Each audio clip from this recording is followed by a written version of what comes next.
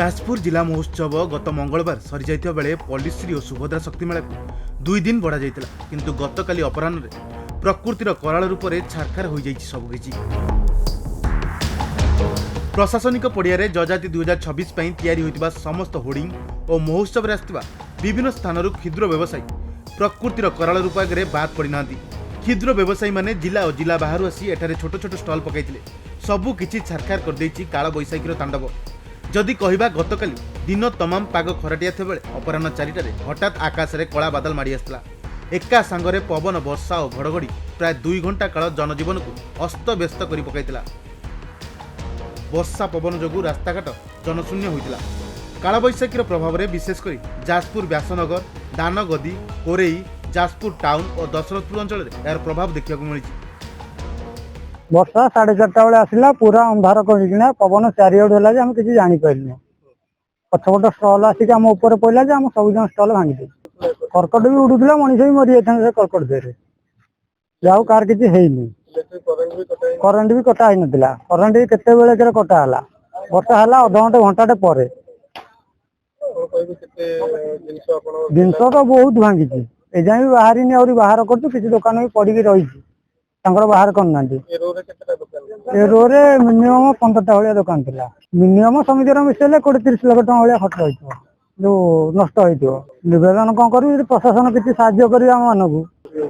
आसू तो आम रही बेपार करी बेपार भी आज कर भी माल नष्ट निजे भी क्षयक्षत हो मरी भी जाता आज अनुरोध कर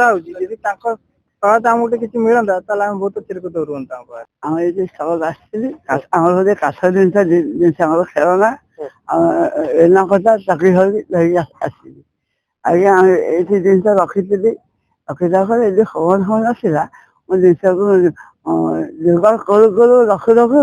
आगे इतने खबर ना जिन रखी पारे हताश आगे हताश ये जो शिल देखी शिलटा गजा भितर हाँ कहला गुरु लिखिना खड़ी आसली गुरु लिखी आसा पर मो मुझे यहाँ माल है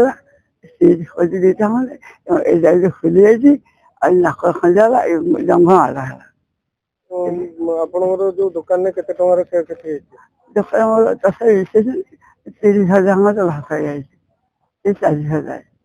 मरु मरु बची आगे मुझे से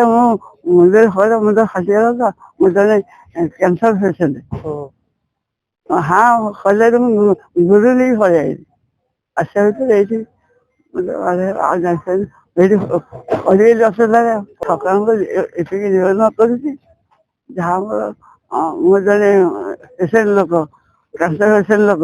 और क्षयक्षति देते भल हाँ। जाजपुर कृष्णचंद्र नायक रिपोर्ट खबर ओडिशा।